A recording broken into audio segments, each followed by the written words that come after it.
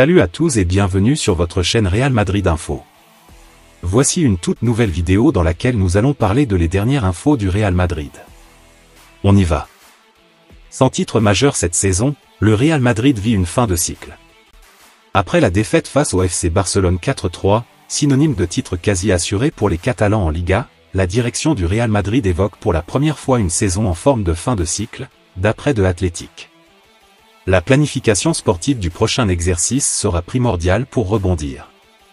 Un revers qui signe la fin des espoirs du Real Madrid en Liga. Au terme d'un match dingue à Barcelone, le champion en titre va devoir laisser sa couronne à son dauphin de l'an passé. Avec 7 points d'avance au classement, les Blaugrana ne pourront pas, sauf gigantesque surprise, être rejoints par les Madrilènes. Malgré un triplé marqué par Kylian Mbappé, la Casablanca a concédé une 4e défaite consécutive cette saison face au Barça. 2 humiliations lors des 6 premiers mois, puis 2 courts revers dans le sprint final qui actant la domination absolue des Catalans en 2024-2025. L'issue de ce classico, dont la première conséquence sera le départ de Carlo Ancelotti fin mai sans trophée majeur, risque bien de dessiner les contours de l'été 2025 du Real Madrid. Car au-delà d'affecter les joueurs sur le plan mental, la perte de la Liga devrait provoquer d'importantes secousses dans la capitale espagnole. Selon The Athletic, l'état-major merengue a prévu de planifier la saison prochaine d'une meilleure manière. Cela passe par un changement d'entraîneur, d'abord, mais aussi et surtout par un mercato digne de ce nom. L'arrivée prochaine de Xabi Alonso ne devrait pas être le seul bouleversement d'un Real Madrid en fin de cycle, de l'aveu même de la direction.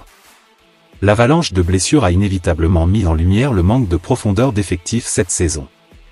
Au coup d'envoi du Classico, ce dimanche, le Real Madrid s'est présenté avec une ligne défensive expérimentale Vázquez Asensio Tchouaméni Fran Garcia.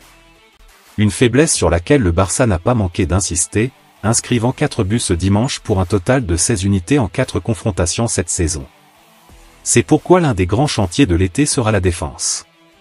Trent Alexander-Arnold en passe d'arrivée, Digne Sensible, Alvaro Carreras courtisé à gauche, le Real Madrid a déjà lancé les grandes manœuvres en vue de raffermir un secteur largement déficitaire cette année. Et ce n'est pas tout. En marge d'un discours nouveau et de préceptes tactiques différents, le système en 3-4-3 de Xabi Alonso, la Maison Blanche est également à la recherche d'un nouveau milieu de terrain créateur. Aucun n'en a pour leur filtre, mais ce recrutement pourrait bien sonner le glas de la carrière de Luka Modric à Madrid.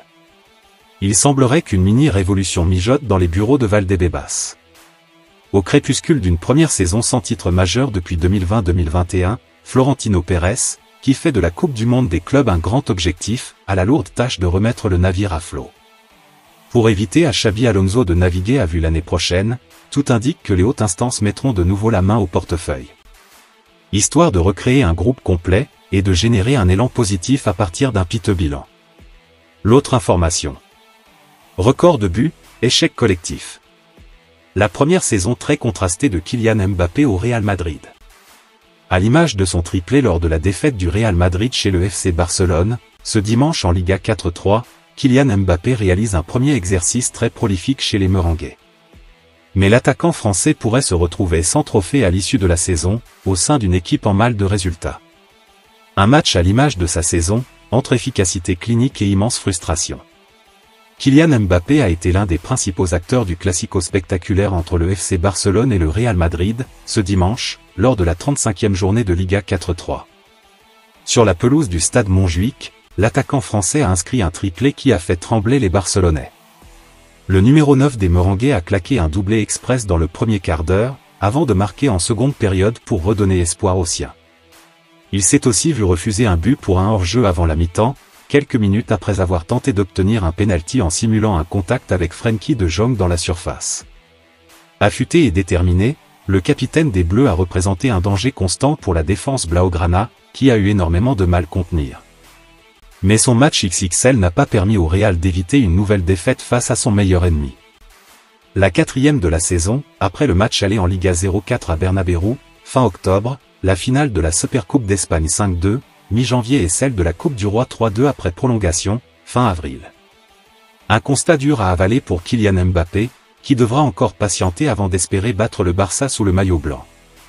Meilleur buteur de Liga devant Lewandowski. Au-delà de cette rivalité, l'ancien buteur du PSG s'apprête à clore un premier exercice très contrasté au sein de la Casablanca. Avec 38 buts en 52 apparitions toutes compétitions confondues, Mbappé répond largement présent au niveau des stats. Malgré une adaptation un peu difficile et quelques petits passages à vide, le champion du monde 2018 sait se montrer efficace depuis son arrivée dans la capitale espagnole. Après son triplé à Montjuïc, il est désormais le meilleur buteur de Liga 27 devant le Barcelonais Robert Lewandowski 25. Loin devant la concurrence. Alors qu'il lui reste encore plusieurs rencontres à disputer, Kylian Mbappé est déjà la recrue la plus prolifique de l'histoire du Real Madrid sur une première saison. Son parcours en Ligue des Champions a tout de même laissé un goût décevant.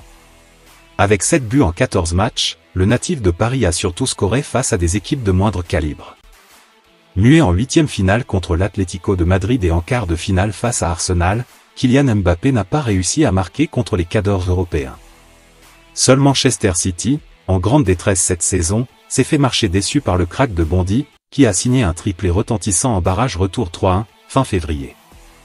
La Coupe du Monde des clubs pour se consoler? Mais son baptême réussi chez les Merengues risque de se conclure sans aucun trophée majeur. Éliminé par Arsenal avant le dernier carré de la C1, battu par le Barça en finale de la Supercoupe d'Espagne et de la Coupe du Roi, le Real Madrid, deuxième du classement, compte désormais 7 points de retard en championnat sur les leaders catalans. Un écart qui semble presque impossible à combler à 3 journées de la fin.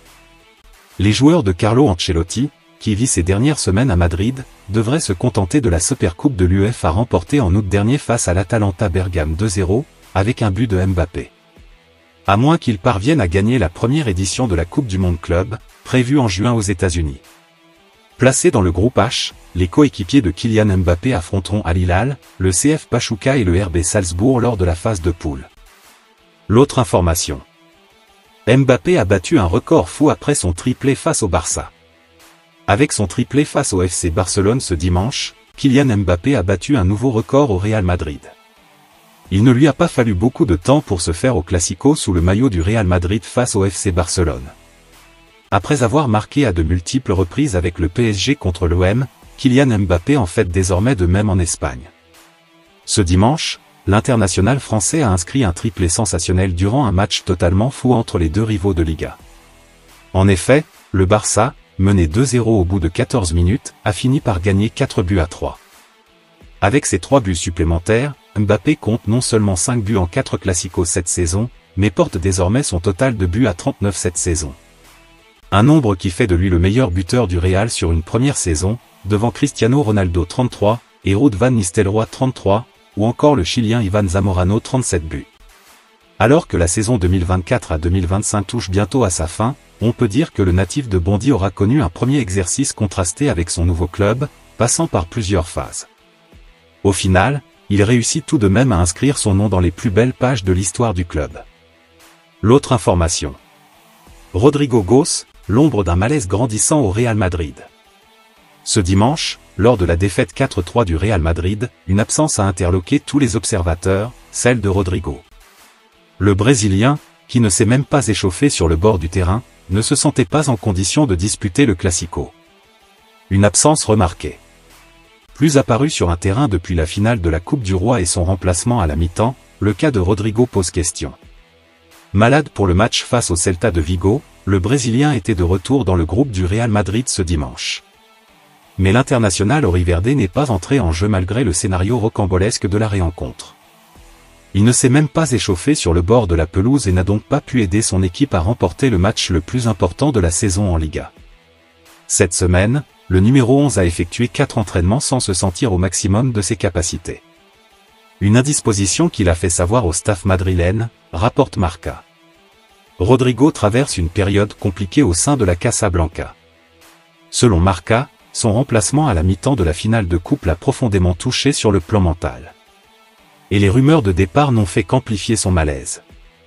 Le sentiment d'être moins considéré que ses partenaires offensifs pourrait pousser l'international auriverde à reconsidérer son avenir. Manchester City est l'une des pistes possibles. Comme indiqué dans nos colonnes, Rodrigo sous contrat jusqu'en 2028 n'est plus intransférable pour la direction du Real Madrid, qui ne ferme pas la porte à un départ dès cet été. Malgré tout, l'arrivée de Xabi Alonso sur le banc et la prochaine Coupe du Monde des clubs pourraient rebattre les cartes et remettre Rodrigo dans une dynamique positive. Depuis le début de la saison, Rodrigo affiche un bilan de 13 buts et 10 passes décisives en 50 rencontres. S'il s'est illustré notamment face à l'Atlético de Madrid en Ligue des Champions, il reste muet en Liga depuis le mois de janvier. Les prochaines semaines s'annoncent décisives.